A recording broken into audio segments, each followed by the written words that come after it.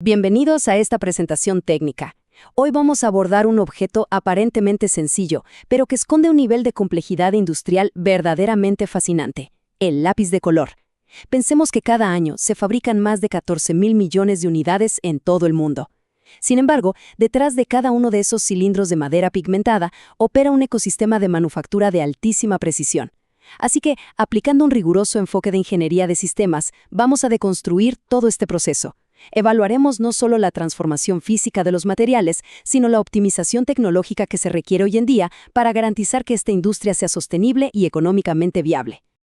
Nuestra hoja de ruta para este análisis se divide en 5 fases muy claras. Primero, revisaremos el proceso de manufactura industrial. Segundo, la identificación de recursos operativos. Tercero, el flujo del proceso productivo. Cuarto, el diagnóstico de limitaciones sistémicas. Y por último, la optimización y gestión sostenible. Entremos de lleno a la fase 1, el proceso de manufactura industrial y la deconstrucción técnica de nuestro producto. Históricamente, desde que se consolidó en el siglo XIX, el lápiz de color no es un simple instrumento. Es un sistema compuesto meticulosamente diseñado. Básicamente consta de un núcleo, lo que conocemos como lámina, que mezcla pigmentos minerales o sintéticos con cera de parafina actuando como aglutinante, más algunos aditivos específicos. Y aquí es donde entra la química de precisión. Este núcleo exige un equilibrio perfecto.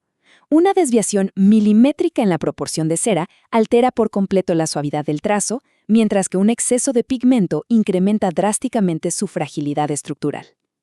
Todo este delicado sistema se encapsula en una cubierta de madera con propiedades mecánicas muy exactas. El cedro de California suele ser el estándar industrial indiscutible, justamente por su increíble equilibrio entre maquinabilidad y durabilidad. Avanzamos a la sección 2. Identificación de recursos operativos mediante una categorización taxonómica de insumos.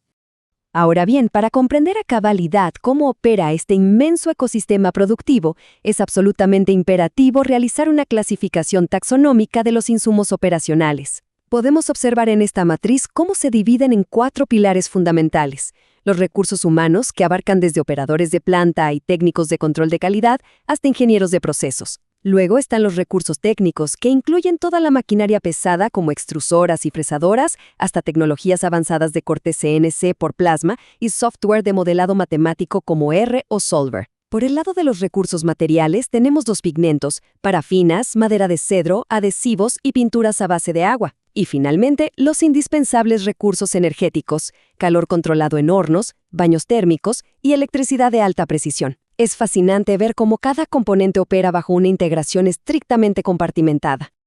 Pasamos a la tercera parte de nuestro análisis, el flujo del proceso productivo, enfocándonos en el diagrama de operaciones de la fase de mina y ensamblaje. Al trazar el diagrama de operaciones secuencial, notamos que el subsistema de fabricación de la mina se articula mediante pasos empíricos sumamente precisos. En el paso 1, la mezcla y extrusión obligan a la matriz química a pasar por boquillas estrechísimas bajo altísima presión. El segundo paso es sumamente crítico: un secado lento a baja temperatura. Esto es indispensable porque, a diferencia del grafito común, los pigmentos cromáticos se degradan térmicamente. El tercer paso es un baño de cera caliente que penetra la estructura microscópica del núcleo para evitar cualquier tipo de fractura durante el estrés físico del uso. Y por último, un corte milimétrico que descarta sin piedad las unidades con la más mínima desviación estructural. Posteriormente, el mapa de procesos nos adentra en la fase de encapsulación. Aquí, tablillas de madera de cedro de 18 por 7 centímetros se someten a un proceso mecánico de ranurado. Durante el ensamblaje se utiliza un adhesivo especial, totalmente no tóxico, y se insertan los núcleos en una configuración que la industria denomina esquema sándwich. Tras un prensado y secado muy rigurosos, este bloque unificado pasa directo a la fresadora, la cual esculpe de manera paralela hasta 10 instrumentos individuales a la vez. Esto nos da una idea del volumen real de esta macromanufactura. Finalmente, el acabado exige un pulido sistemático y la aplicación estandarizada de múltiples capas de pintura a base de agua para asegurar un estricto cumplimiento normativo. Llegamos a un punto de inflexión en la sección 4, el diagnóstico de limitaciones sistémicas y las restricciones de la cadena de suministro lignocelulósica. Al someter a un riguroso escrutinio académico la cadena de suministro maderable, emerge una vulnerabilidad económica innegable. La atención recae en un dato crucial: 30%. Ese es el porcentaje que los costos de adquisición de materia prima lignocelulósica pueden llegar a consumir respecto a los gastos totales de producción.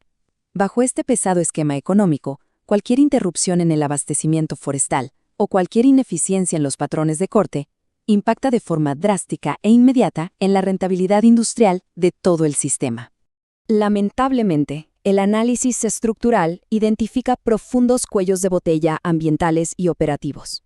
Para empezar, se documenta un desajuste crónico entre la disponibilidad volumétrica del recurso y los verdaderos requerimientos de la manufactura. A la par, la literatura señala una cifra verdaderamente asombrosa: la generación de 2.8 millones de metros cúbicos de residuos anuales, los cuales frecuentemente no tienen una gestión adecuada. Si a esto le sumamos variables críticas como la sobreexplotación forestal, las prácticas de tala ilícita y un descenso alarmante en las métricas de reforestación regional que cayeron del 6.2 al 3.6%, el panorama es complejo. Y justo aquí surge una dicotomía empírica fascinante. En un extremo tenemos el estándar de trazabilidad ideal, impulsado por certificaciones rigurosas de sostenibilidad como FSC. Pero en el polo opuesto, la realidad operativa muestra una dolorosa ausencia generalizada de estas certificaciones. Y lo que resulta aún más revelador es el comportamiento del consumidor final. El 58% de la demanda prioriza activamente el factor precio por encima de la verificación de origen legal. Es un ciclo que, desgraciadamente, desincentiva de manera sistémica las inversiones en sostenibilidad forestal. Finalmente, abordamos la sección 5, optimización y gestión sostenible a través de modelos empíricos y la resolución de cuellos de botella. Frente a las enormes debilidades logísticas que acabamos de describir, resulta imperativo evaluar nuevos modelos matemáticos y actualizaciones tecnológicas. Para validar la contundencia de estas intervenciones, observemos este riguroso diagrama metodológico. Mediante un proceso de filtrado sistemático, se analizó un volumen inicial de 50 registros académicos bajo criterios estrictos, como la validación en entornos industriales reales.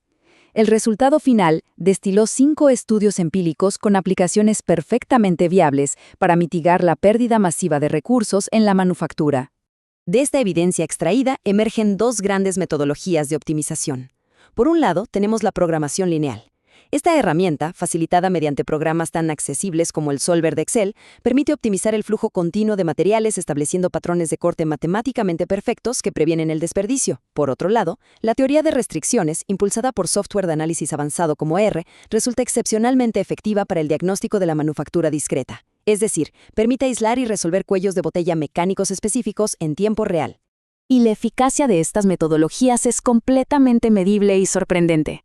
La aplicación empírica de estos modelos de minimización de residuos arrojó una disminución del 31% en el volumen de desperdicio lateral de la madera y una reducción del 21% en la generación de astillas. El resultado acumulativo, el consumo total de materia prima maderable se contrajo en un 12.6%. Esto evidencia de forma matemática que reducir nuestra dependencia de los recursos es una meta totalmente viable, y lo mejor, sin sacrificar ni un poco la cuota de producción final. Por lo tanto, llegamos a un punto crucial en el análisis. Las iniciativas de sustentabilidad industrial exhiben una correlación directa e indiscutible con los márgenes financieros.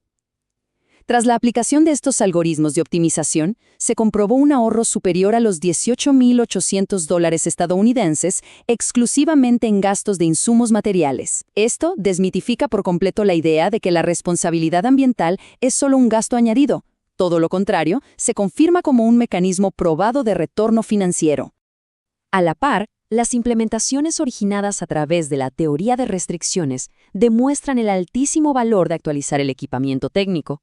Al evaluar la cadena, se logró identificar estaciones de corte que estaban operando por encima del 110% de su capacidad teórica, es decir, un fallo inminente. La solución fue adoptar estratégicamente tecnología de corte CNC por plasma, para subsanar esa capacidad sobrepasada. Esta decisión permitió amortizar toda la inversión de capital en un corto plazo de apenas 3 meses, propulsando además un incremento tangible del 12.91% en la utilidad operativa bruta. Para cerrar con este análisis técnico, queda una pregunta que nos invita a una profunda reflexión académica. Si un instrumento, en apariencia tan cotidiano y sencillo, exige un rigor técnico, logístico y químico tan absoluto simplemente para existir en el mercado, ¿cómo deberá evolucionar entonces la ingeniería de recursos frente a la inminente escasez global para sostener las macromanufacturas de nuestro futuro? La complejidad técnica que subyace en la producción de los lápices de colores no es un mero dato curioso de fábrica, es, en última instancia, un prototipo a escala de los verdaderos desafíos operacionales que dictarán la viabilidad de la industria sostenible a nivel mundial.